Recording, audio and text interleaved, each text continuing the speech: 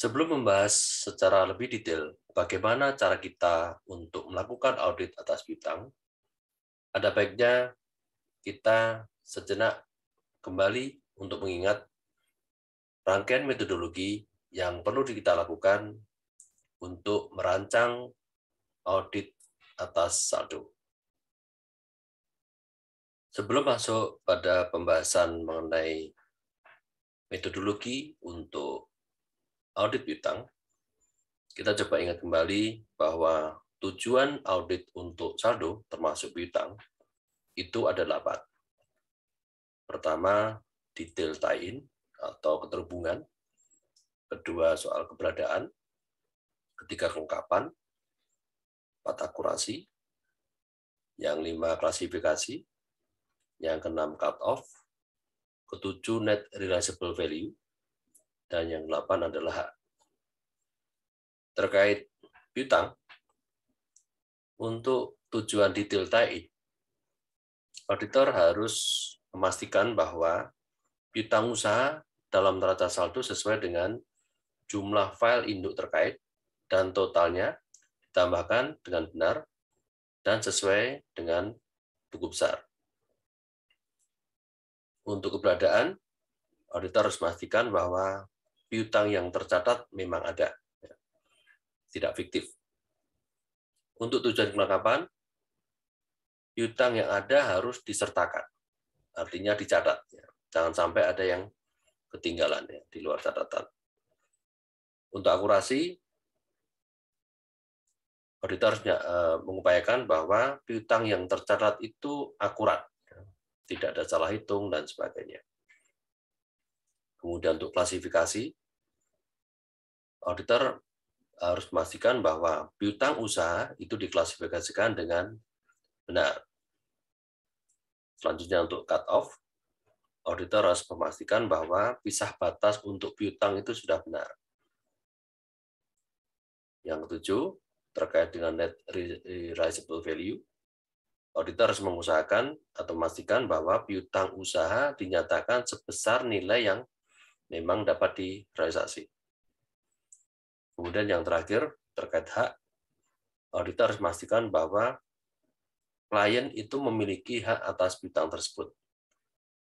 Artinya tidak ada piutang-piutang yang bukan menjadi hak klien.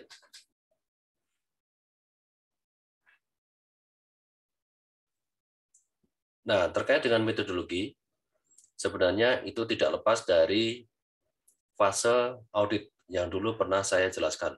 Ya, kalau Anda ingat, fase audit keuangan itu terdiri dari 4. Ya. Fase pertama, 2, ketiga, dan keempat. Pertama terkait perencanaan, kemudian kedua terkait dengan substantif, yang ketiga itu terkait dengan audit atas saldo, dan yang keempat itu terkait dengan penyelesaian audit. Nah, untuk pengujian terinci atas saldo, ya, sebenarnya auditor telah melewati 2 fase, ya. Fase pertama dan kedua. Ya. Pertama, auditor telah mengidentifikasi risiko signifikan dan menilai risiko salah satu material untuk akun piutang. Ya. Selanjutnya masih pada fase 1, auditor tentunya sudah menetapkan performance materiality untuk akun piutang. Kemudian juga auditor telah menilai risiko untuk penjualan dan penagihan, ya, siklus penjualan dan penagihan. Lanjut ke fase kedua, auditor tentunya sudah merancang dan melakukan pengujian pengendalian dan substantif tes untuk transaksi, penjualan, dan penagihan. Nah, selanjutnya yang menjadi fokus kita kali ini, nanti auditor akan merancang dan melakukan substantif prosedur substantif analitis ya, untuk akun piutang. Dan auditor juga akan merancang pengujian terinci untuk saldo saldo piutang untuk memastikan bahwa tujuan terkait dengan saldo piutang itu bisa dipenuhi. Nah, di sini kita akan bicara mengenai prosedur auditnya bagaimana, kemudian sampel size-nya seberapa, kemudian bagaimana memilih sampel, dan terkait dengan timingnya, atau kapan audit itu dilakukan.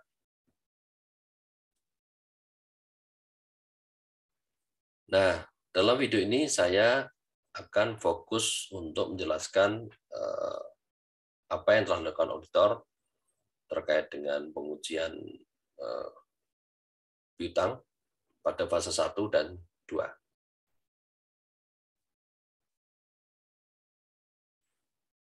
Pertama, coba kita ingat ya, tahapan identifikasi risiko signifikan dan penilaian risiko salah satu material ya, untuk piutang usaha yang masih terjadi di fase 1.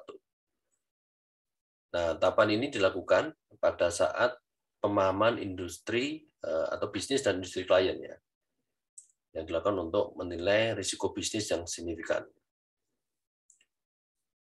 Di sini auditor mengidentifikasi inherent risk ya, untuk setiap tujuan audit termasuk piutang. Misalnya, ketika ada perubahan lingkungan bisnis yang bisa jadi itu punya pengaruh pada kolektibilitas piutang. Lalu auditor juga melakukan prosedur analisis pendahuluan untuk mengidentifikasi risiko salah saji. Anda masih ingat ya bahwa prosedur analisis itu sifatnya akan membandingkan antara data keuangan dan non keuangan. Perbandingan sederhana itu kadang-kadang bisa munculkan informasi yang berguna untuk auditor ya, dalam mengidentifikasi risiko salah saji. Ya. Nah, di sini auditor harus memusatkan perhatian pada risiko yang signifikan. Lalu merencanakan pengujian, pengendalian, dan prosedur substantif berdasarkan informasi yang diperoleh pada tahap ini.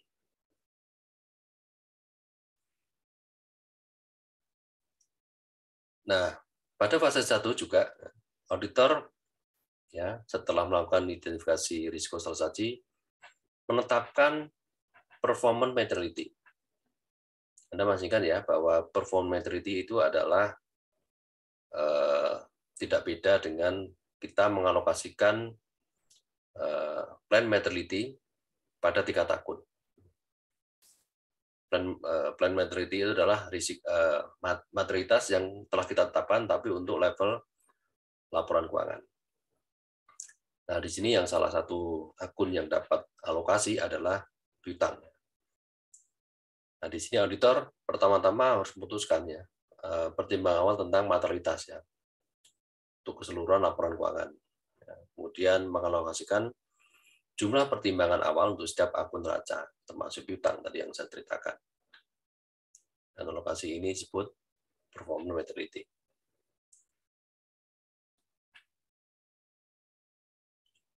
Piutang usaha biasanya merupakan salah satu akun paling material dalam laporan keuangan untuk perusahaan yang menjual secara kredit. Bahkan untuk saldo piutang yang kecil, transaksi dalam siklus penjualan dan penagihan yang mempengaruhi saldo piutang hampir pasti sangat signifikan. Karena ini semacam norma ya. Jadi kalau transaksi pada kenyataannya banyak yang melalui kredit ya, daripada yang dibayar tunai. Maka dalam konteks ini perusahaan yang menjual barangnya secara kredit akan memiliki konsekuensi bahwa piutang usaha yang dimilikinya itu menjadi akun yang paling material, ya, paling penting.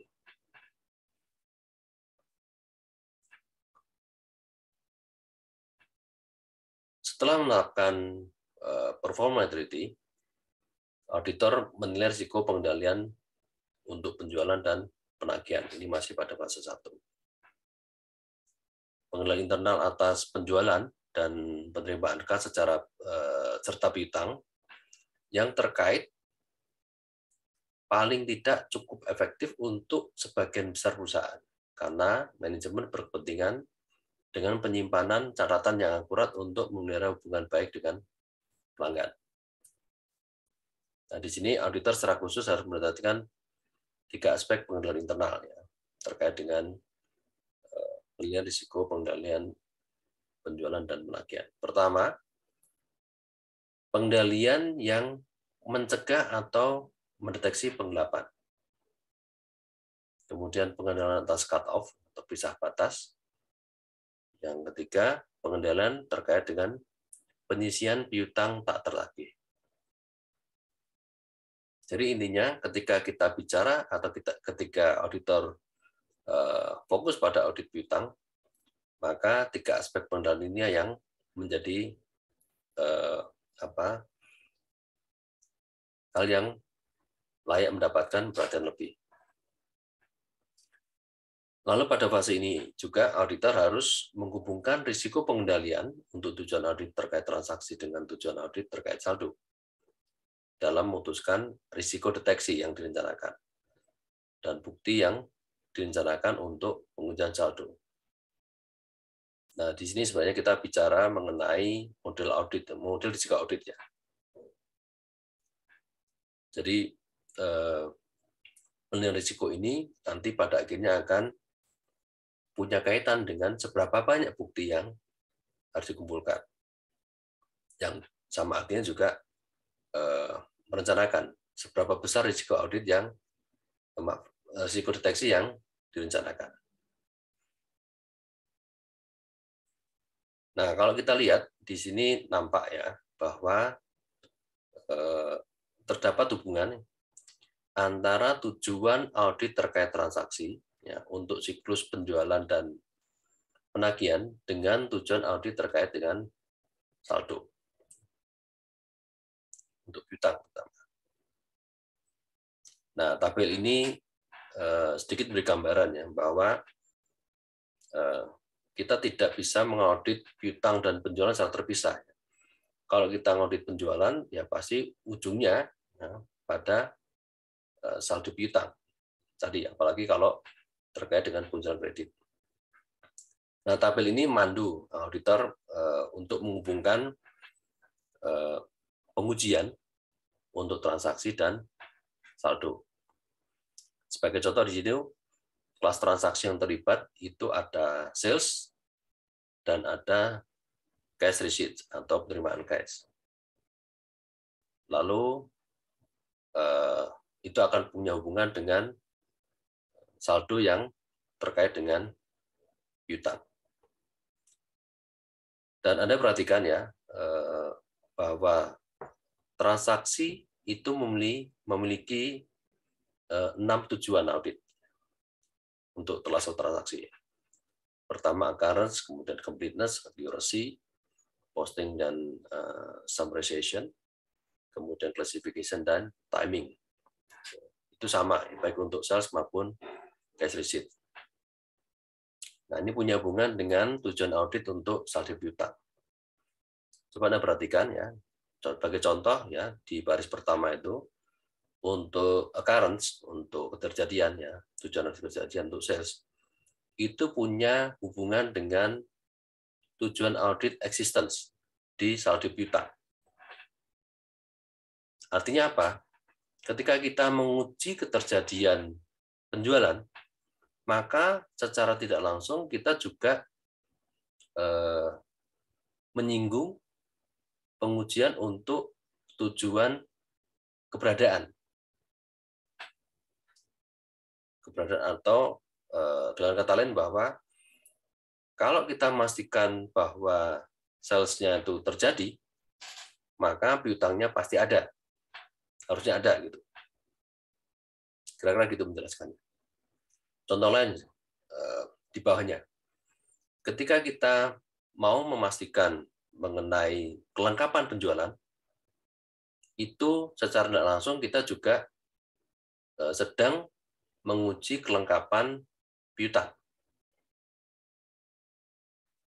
Hal yang sama juga kita peroleh hubungannya ketika kita ingin memastikan akurasi nilai penjualan yang pasti akan punya hubungan dengan akurasi di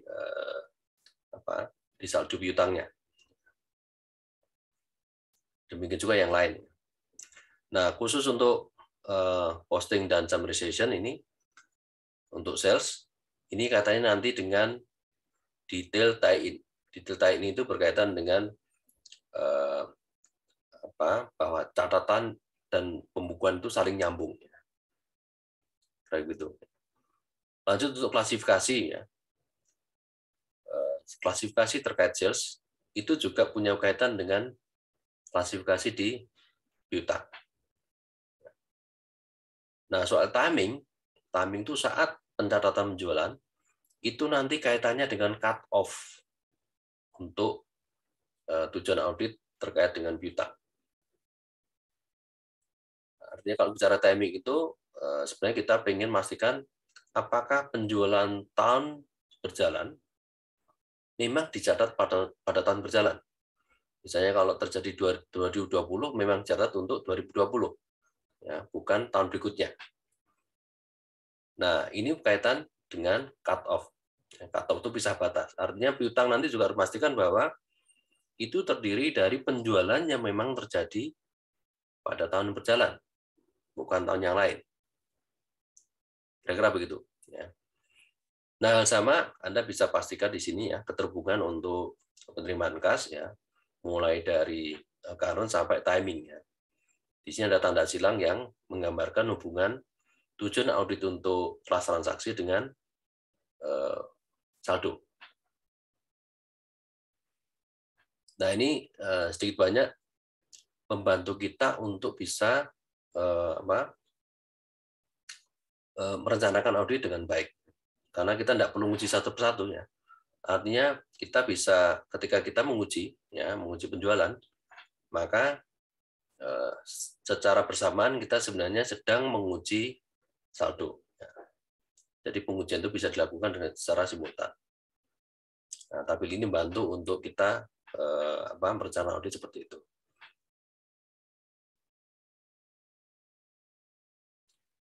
Oke, kita lanjut untuk tahap berikutnya. Ya. Tahapan di mana auditor merancang dan melakukan pengujian pengendalian dan pengujian substantif atas transaksi. Nah, ini sebenarnya sudah juga dibahas ya pada bab 14-15 ya, yang mencakup mengenai perancangan prosedur audit untuk pengujian pengendalian dan pengujian substantif atas transaksi, ya kemudian juga untuk memutuskan ukuran sampel dan mengevaluasi hasil pengujian tersebut. Lalu hasil pengujian pengendalian itu akan menentukan apakah risiko pengendalian yang dinilai untuk penjualan dan penerimaan kas yang telah ditetapkan pada tahap 1 ya di perencanaan itu perlu direvisi enggak?